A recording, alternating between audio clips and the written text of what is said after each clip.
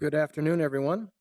This is the regularly scheduled meeting of the Ways and Means Committee. I'm John Quincy, the chair, joined by council members Yang, Palmisano, Andrew Johnson, and Council Vice President Elizabeth Glidden.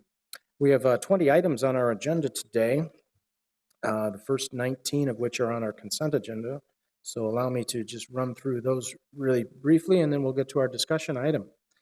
The first three items are from the City Attorney's Office. They represent one contract amendment, a settlement of litigation, and a signing on as an amicus brief in the case of Fredericks versus the California Teachers Association. City Coordinator brings forward a building use contract with the Minneapolis American Indian Center. Finance Department brings forward the third quarter gift acceptance for 2015, a contract for investment consultant services with H.H. Elwood Associates. And the Health Department brings forward the Minneapolis High-Rise Representative Council. This is authorizing an agreement with the High-Rise Representative Council in a amount not to exceed $80,000 to prevent and manage chronic diseases for high-rise residents. We also have from the Community Development Regulatory Services Committee, the Seward Tower Renovation Project, 2910 East Franklin and 2515 South 9th Street. We also have the passage of resolution on the appropriation of 2.5 of contingency funds for the Affordable Housing Trust Fund as approved in the 2015 budget, and then approval of a total of $8,859,113 from the Affordable Housing Trust Fund for a number of projects related to the trust fund awards. From the Public Safety, Civil Rights, and Emergency Management Committee, we have the bomb security services for Timberwolves basketball games for 2015-2016 season. And from the Transportation Public Works Committee, we have the cleaning and lining of cast iron water mains contract amendment, the execution of an engineering services agreement for the Fridley Softening Plant Recarbonization System Improvements Project. We have the Downtown Pedestrian Improvement Project. That's an agreement with MnDOT. We have the hydraulic modeling contract. That's a contract with Barr Engineering Company. We have a master partnership contract with MnDOT Amendment, and the Hennepin-Lindale Sanitary Sewer Improvements Project contract amendment, and then a reconstruction street lighting project, postponement of assessments for 8th Street, Southeast Street reconstruction project. We have authorizing an execution of agreement with the Walker Art Center. This is for the Vineland Place feasibility study, and a bid for Special Service District snow removal services. This is accepting the low bid from Stone Pros LLC. Are there any comments or questions on those 19 items? Council Vice President Glidden.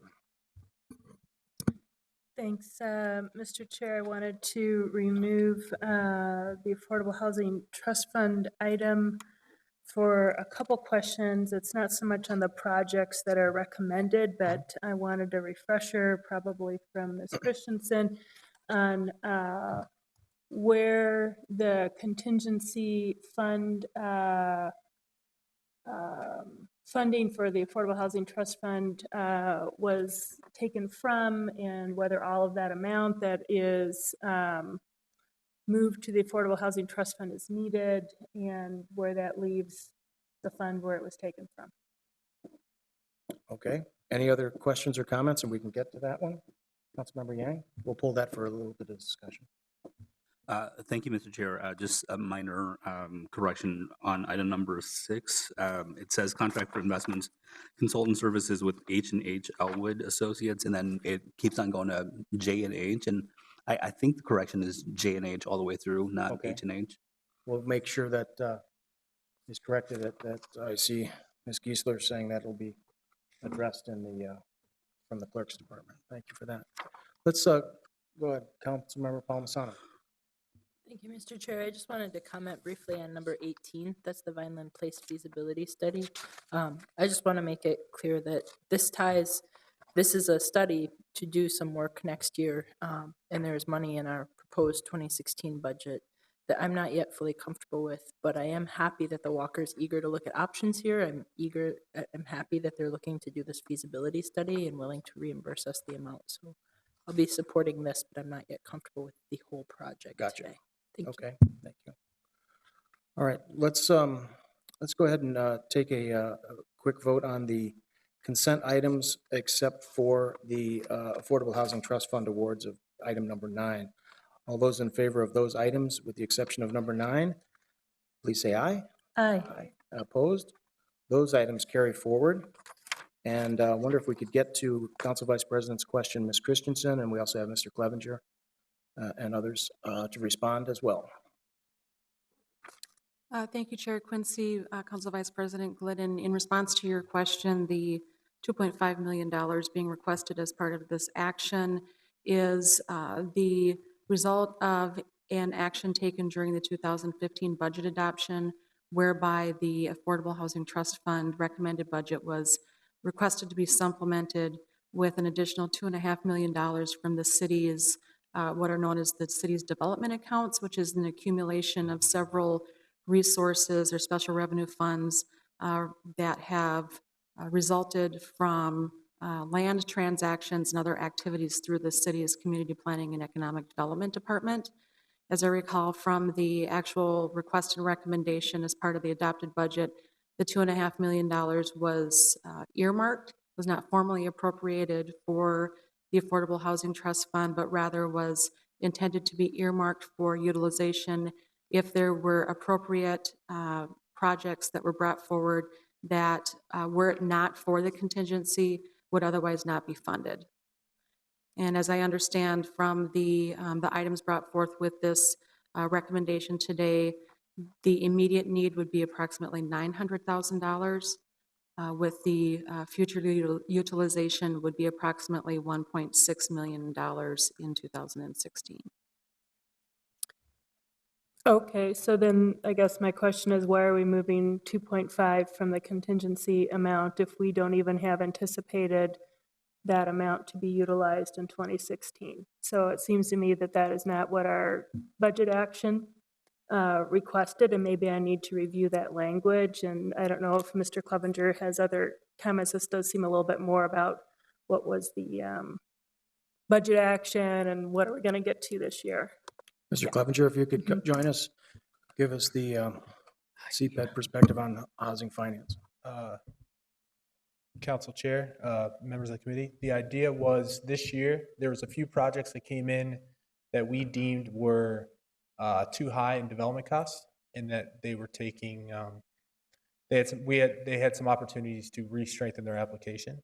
So the request for that was that, so because the city trust fund is often a first source into projects, in that we often are the leader in city projects that we find are important, we took the opportunity to have them come back to us in a pipeline with a stronger application so that our money could be better spent. So instead of funding them now, having that conversation, we wanted them to strengthen their application before city money was into the projects. So if I'm not mistaken, though, what Ms. Christensen said, that would take us up to 1.6. So we're using 900,000 of the contingency fund to fund the recommendations coming forward today in this item, then those additional projects would take us up to $1.6 million. No, I'm misunderstanding then what's, so I need a better understanding, and maybe we need this in writing as well as a follow-up to this meeting. I would really like to know what's being proposed, what are the projects on tap, and if this entire 2.5 is anticipated to be utilized this year, knowing that we're just a little bit away from the end of this year. Chair Quincy, Council Vice President Glidden, the action before you today seeks to appropriate the full $2.5 million with the understanding that $900,000 of those resources would be utilized in 15, and the remaining funds would be carried forward for future allocation pending the resubmission of the project applications, as Mr. Clevenger articulated. Well, that's what I was trying to understand. was, I understood the 900,000. I'm asking how much these additional projects will utilize. And I guess I can see the theory to that. They came forward, you asked them to improve their proposals to the city. I think it's reasonable to think if they meet those requirements, we can see how the city helps leverage their projects, but So another point maybe I should have made, all three of these projects are important projects to the city, but they are somewhat early in the process. So we felt that we would be able to partially fund them too. That's why we also felt comfortable requesting the 1.6, because that would allow us to interact and be a present part of that negotiation with other lenders and partners, and also be able to have an opportunity to strengthen those applications at the same time. We took it as an opportunity to position the city better in our conversations with the developers. and so part of the reason you're not answering my question about how much is, or maybe I just didn't ask it in a clear enough way, I want to know, do we have an anticipation of how much, so if we are funding up to 900,000 of 2,500 today, and there's 3 additional projects that Yes. are left, are you telling me that those 3 projects alone would take $1.7 million? Yes, we fully expect that we would fund that 1.6 on those next 3 projects if they met our requirements. Uh-huh. They still have to come to us with an improved application. So there's no agreement with anyone that we would fund these. They still have to come to us. But we are asking for the opportunity to work with these partners to fund them, and at the opportunity that they do come back with a better application. Okay, well, I see there's others in queue. It's maybe one where I need some additional briefing outside of the committee process to understand this, so. Look forward to that. Councilmember Bender. Thank you, Mr. Chair. I remember this discussion very clearly from the budget, and frankly was not a huge fan of using development fund dollars in a one-time way in the trust fund. I would prefer us to find a more sustainable source of trust fund dollars than moving money around in this way that is, been identified for other priorities. Why would we not then appropriate $1.6 million in 2016? If that's when the funds will be used. Chair Quincy, Councilmember Bender, that discussion was held with the Community Development and Regulatory Services Committee, and with the pending projects, there was a recommendation to appropriate the full amount. The full amount would not necessarily need to be appropriated today because there isn't an ask to spend it. When the additional projects are brought forward for recommendation later in 2016, or at whatever time that they have met the criteria of the selection committee, those remaining funds could also be appropriated at that time. They aren't necessary to be appropriated for the purposes listed out in this particular action. What would you like to do on that? Do you want to send it forward? Well, I'm not sure what's the crossover on this committee with community development. Just me. Just Councilmember Quincy. Sometimes we have a little bit more crossover with the committee. Not on Ways and Means and CD. CD, right.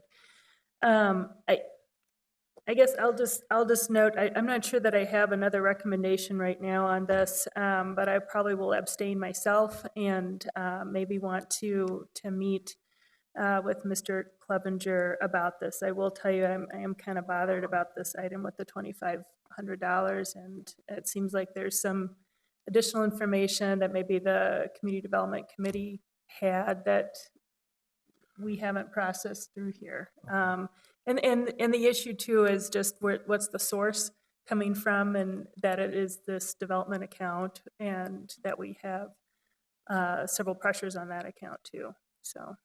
I will comment if I may. Mhm.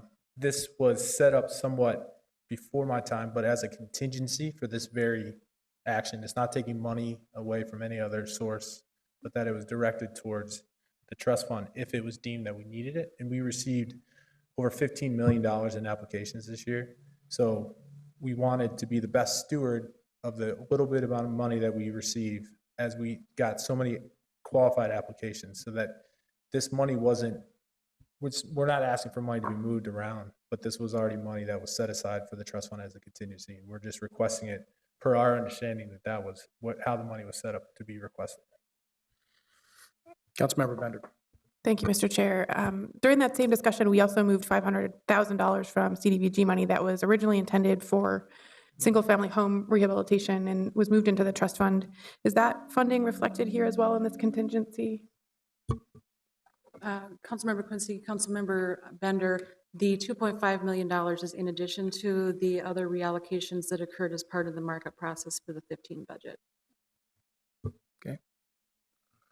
Well, in light of that conversation, because I'm very comfortable with this action, having sat through some of the CD committee meetings, but as well as going through the Affordable Housing Trust Fund applications, I thought the committee did a really good job of identifying the projects that frankly weren't quite ready to go yet, whether they didn't have site control or other project readiness. But the role of these funds in many cases is, as you indicated, Mr. Clevenger, is to be that prime the pump with other funding and to leverage other funding, especially with MHFA. I think I'd like to move this forward with for approval, understanding that Council Vice President Glidden would be abstaining on this particular vote, and then seeing if we can have some more direct input from CPED as well as finance officers on whether we may need to make some technical amendments at the council meeting on Friday for this, and we'll wait for that action to come back when Councilmember Goodman is available.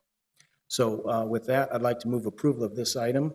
All those in favor, please signify by saying aye. Aye. And opposed? And then one abstention. And two abstentions on that, Ms. Giesler. So thank you for that. Let's see, I think that leaves us to our next item. It's on a discussion item. I wonder if Ms. Siegel could join us. This is going to be for the Byrne Criminal Justice Innovation Grant Acceptance. Normally, taking money is an easy thing for this committee to do, and $155,000 is terrific work, so I'm going to allow you to talk about why we should be taking this great fortune. Mr. Chair and members of the committee, thank you so much for giving us a few minutes to talk about this grant. We are just so excited to embark on this work. It's going to be a lot of work, but I think it will hold a lot of promise. And so our office led the way, and Jennifer Saunders really did all the legwork, pulling, pushing, task mastering, Yes. to pull the grant proposal together. She's our third precinct community attorney.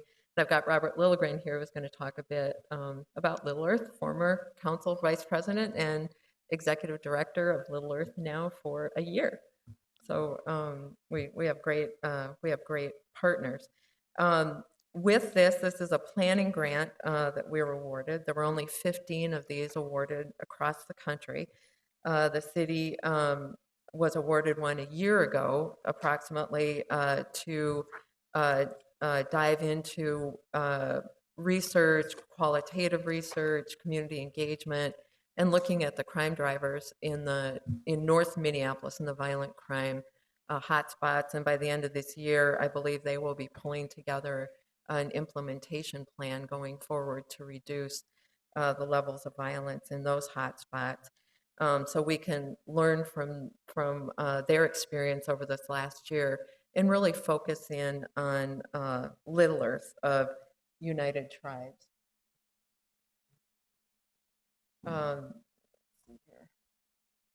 And I'm going to have Robert talk a little bit about Little Earth, but it's a unique place in the nation. It is the only HUD subsidized Native American preference housing community in the country. It's in a defined area, so that presents exciting opportunities as well to make a difference. It has approximately over 1,000 residents, and half of the residents of the community are kids, are under 21 years old.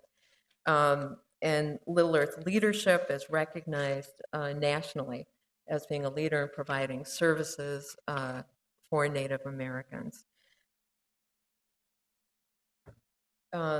Little Earth, as we all know, has a number of challenges, and crime and violence have been just a persistent problem at Little Earth. In 2014, there were 17 shootings, numerous gang contacts.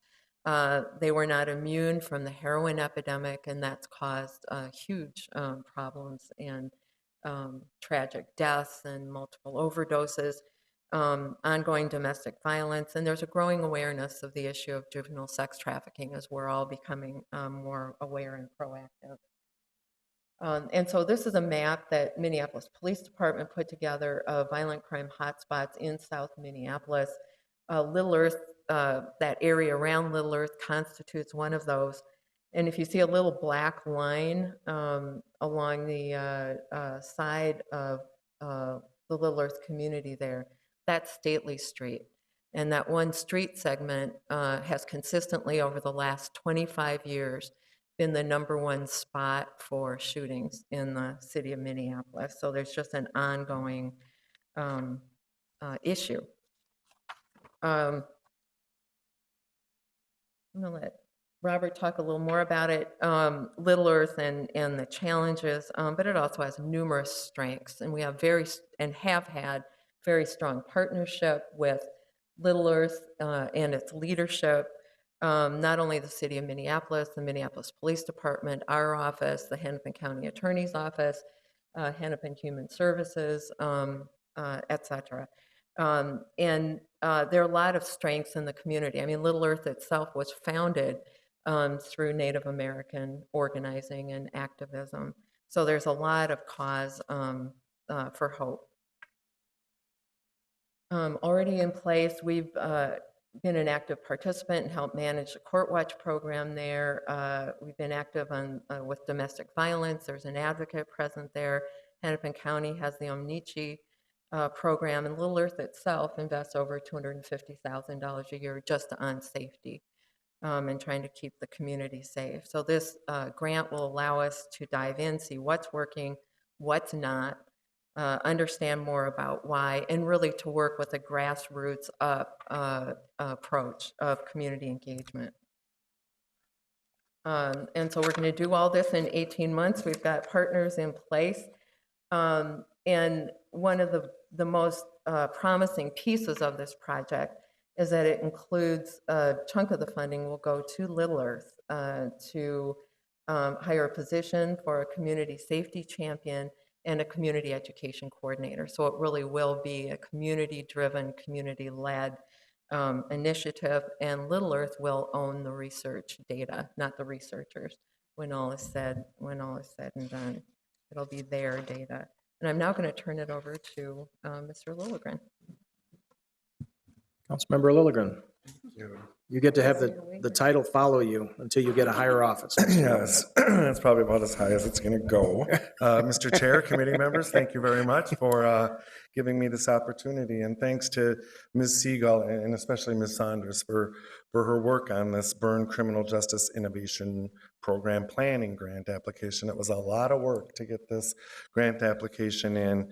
And there's a lot of excitement in the Little Earth community and amongst our cross-sector partnership as well. So I thought I would just give a little background on Little Earth and then talk about the community activities around the grant and the capacity that we're building within Little Earth. And so Little Earth was built in 1973, and since, as Ms. Siegel indicated, it was built right out of the activism and organizing that Minneapolis was a hotbed for in the Native community in the 60s and 70s. And then in the early 90s, the same activism and activists organized and worked with the federal government and got the designation to allow Native preference in housing, and becoming the sole example of a HUD project-based Section 8 housing development in the country that provides preference to Native folks in housing. And consequently, 98-99% of our residents are Native people, and that brings a lot of strength to the community. As Ms. Siegel mentioned, they're incredibly resilient,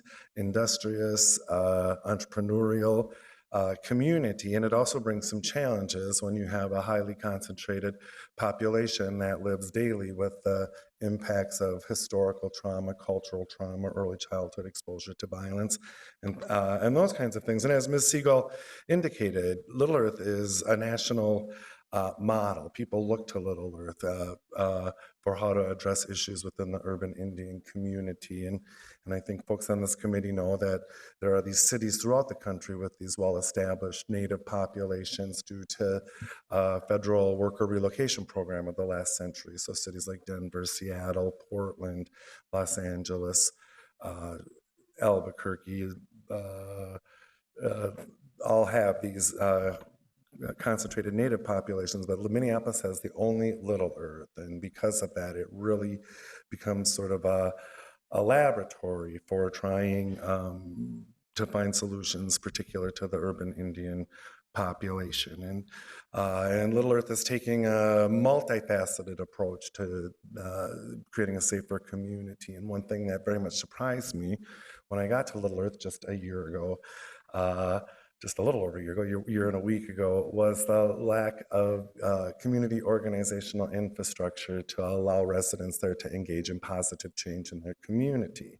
And when you consider the history of Little Earth and that it literally emerged from community activism, this was a big lack. And so through this last year, we've sought additional funds or redirected existing funds to better engage the community in positive change. One of those things was to create an employment program that educates residents in community organizing, preparing them to take entry-level community organizing positions within other organizations, but also teaching residents about community development and leadership. And this cadre of community leaders, they call themselves the community building team, has really taken the lead in organizing the community around a number of research projects and participatory action research projects. And this model is becoming very, very good for Little Earth in that it allows the residents to engage in the positive change in the community while studying the root causes of some of the challenges in the community. And it's really drawn a lot of attention nationally. Just this last weekend, a resident and staff person from Little Earth attended the National Public Health Professional Association convention in Chicago and presented on this methodology that we're using to improve conditions on Little Earth. So this grant and the work that we'll be able to do through this planning phase and hopefully on into implementation will just overlay very nicely with what we're already doing at Little Earth, and the point that we'll retain ownership of the data. And this is something that we put in place over the last 12 or 18 months with all of our research partners, and our data agreement allows for us in the community to retain the ownership. That gives much higher confidence for the community to participate in these research projects. There's sort of a history within the Native community broadly, and certainly Little Earth, of researchers sort of coming in and doing their research, taking their data away, and then the community never really knows what happened to it or how it had impact in their lives. And so this maintaining the ownership of the data through the projects is a cool and kind of new thing. And with our research partners, Hamline University, Metro State University, they are willingly embracing this model. And so I'm happy to answer any questions. This is incredibly needed in our community. I'm a Phillips guy. I've been a Phillips guy for 33 years. And in other parts of Phillips, we've seen significant and more or less permanent reductions in crime. We're actually preventing crime. At Little Earth, we haven't seen anywhere near the reductions we have in the rest of the Phillips area. And so my sense is with this grant award, we also received a small grant from the Neighborhood Community Relations Department to organize block clubs within Little Earth and putting those fundamental pieces of community policing infrastructure in place. I think that we will see sustained improvement in the lives of a number of people within the Little Earth community. So I'm happy to answer questions, and I thank you for your time and for all you do for the city. Well, thank you very much, Councilmember. I was interested in the ownership of the research data, becoming, as a research guy. Sure. I've always been intrigued by who owns the data and what is done with that information. By owning it, you have access to use it again in future years, as you'll be able to build on it make a longitudinal research data collection, and that should be a fascinating project. Correct, Mr. Chair and committee members. And so not only will we have that data, as you said, in a longitudinal collection of data, but also if anyone else uses that data going forward, then Little Earth, of course, is part, as owner of the data, is part of any publication, presentation that data may be used for in the future. And we're already seeing that in some of the other work that we've done with other research partners. Papers are being published, dissertations are being published, and Little Earth, the Little Earth name and the Little Earth participation carries on into the future. Very good. Council Vice President. Thanks, Mr. Chair. Well, I just wanted to say congratulations. Thank you. I know that the city is very excited about this partnership, and I know I heard from Susan when you learned of the award, and she was just very excited about this opportunity to work even more deeply together with Little Earth. I think it's interesting that this is the innovation program, and Little Earth is such an innovative model, and so it's going to be interesting how this pans out. The other thing I will say is I had not realized until kind of hearing from you that the kind of capacity building around organizing efforts and just had not happened within the community there. And so I think this is a real opportunity to see what more targeted investment, where the community owns the products that will come from that, how that ends up affecting what may be sort of hopefully some systemic models for change. Right. So Thank you. Mr. Council Vice President Glidden, I sent around a clip of a video to the committee members that was taken and produced by the 3rd Precinct, and it was in response to a recent shooting incident at Little Earth. And working with Inspector Sullivan of the 3rd Precinct, who is very eager to build better relationships into the Little Earth community, he brought 10 officers who went door to door in an organized effort that was really spearheaded by the youth of Little Earth, who are demanding a safer community. And being a neighbor of Little Earth for as long as I have and part of the Native community here, it's hard for me to remember an image of Little Earth residents going door to door, shoulder to shoulder with uniformed police officers. And so just that visual part of the strengthening of the relationships there, I think, is huge progress. It's huge progress. And you're right about the innovation piece. Other communities within the U.S., other urban Native communities will be looking to Little Earth to see what kind of progress we make here and how the model can be transported. Thank you. We'll get to other questions. I think Councilmember Bender.